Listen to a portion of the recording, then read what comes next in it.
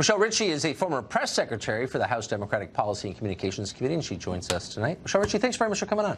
Thanks, Tucker. Thanks for having me. So the president described the speaker's planned trip to Afghanistan and Brussels and Egypt as a publicity stunt, a PR move. She reacted angrily and said, no, it's not. But if it wasn't, what was the purpose? What is her position on our continued presence in Afghanistan? Well, I think her mission was quite clear from what came from her staff. They were going to meet with NATO officials in Brussels, and they were going to meet with our men and women in uniform. And look, it seems like this fight between Godzilla and King Kong is just going to go on for quite some time now. But I do think that it is a tit for tat, and I think that this just exposed the president's lack of maturity when it comes to running our government. Well, but of course it was a tit for tat. I mean, obviously. Right. But it does raise, I think, a highly amusing one, but it also raises a couple of real questions. And I think it's worth talking about them. What is the speaker's position on keeping troops in Afghanistan? Well, I don't know exactly what her mission is as far as keeping troops in Afghanistan. And Isn't actually, that kind of a key question? I think that's more of her. I think that's more the president's decision, more than the speaker's decision on whether or not our troops are in Afghanistan. Well, you make a solid point. It is his decision. The Congress really doesn't manage our foreign policy at all these days. So if it's his decision, why is she going to Afghanistan at public expense? I don't think that it was at the public expense, and I really disagree. I disagree that this was a public relations move. First of all, I've worked in public relations for quite some time, and when you have a PR event, the one thing you don't do is you don't keep it a secret. So this was not a PR stunt. Okay, but leaving that characterization aside, you just said that she doesn't have a role in deciding whether or not our troops remain in Afghanistan. So why was she going there?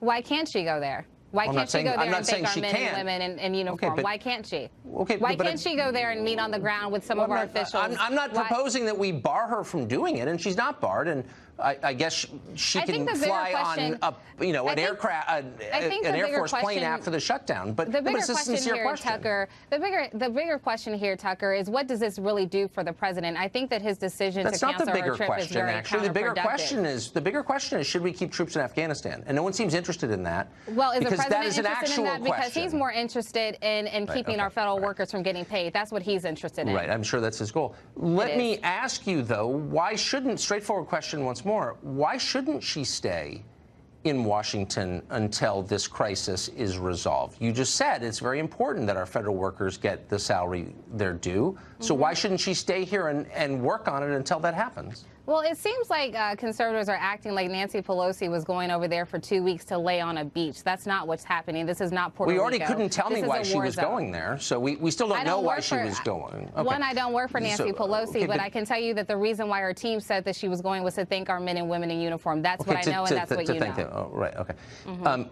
Okay. But you're not answering my question, which is, if it's so important to end the shutdown, and I think it probably is, then why wouldn't she stay here until she negotiates an end to the shutdown? Why would she leave? I think that Pelosi as well as Schumer have had 3 opportunities put in front of the president for him to have funding for his wall. You remember in January of 2018, they offered him $25 billion. In February of 2018, he was offered $25 billion over 10 to 12 years. They gave him an installment of $2.5 billion, and he still decided to shut down the government. So it's on him. He walked out of the office. So it's either. So what you're saying is either he accepts their previous offers, or the government remains shut down forever. Is that what I'm confused as to what you're saying? Well, they don't have any more negotiating to do. Is that what you're saying? Oh, there's absolutely more negotiating to do. But the president has made it clear that she was leaving, Tucker, as you know, as you have reported, because she was going to Brussels to meet with our NATO officials, and she was going to Afghanistan to thank our men and women in uniform. I don't know how many times we have to say it and go back and forth. But in the middle of a government shutdown that you say is hurting people, but she doesn't want to stay and negotiate it because she needs to, quote, thank our troops. She has absolutely stayed, and she's worked with this president on multiple occasions. He got up from the table and he left the office the last time that they sat down to have a negotiation. As an adult question, why would she be mad about this? It probably is fair, actually. She should stay. This isn't helping anybody, this shutdown. I mean it. Why not just stay and figure it out? Okay, so now she had this bad idea to go to Afghanistan to thank our troops who are serving in a war that she's not sure whether she supports or not. But why not just stay here and... No, it's not. No, it's totally real. No, it is real, but it's it's annoying to me because we're sitting here talking about a woman taking a trip. She's not going now, so we can all really just get over it. What I would really like to know is when this president is going to sit down with the Democrats and reopen the government for the people that are not getting paid. People that I know personally, people that I care about that are not getting their paychecks. I live here too.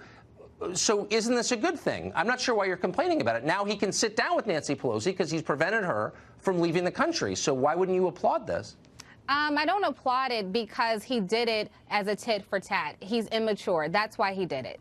But you're happy about the outcome, but you don't like his motives.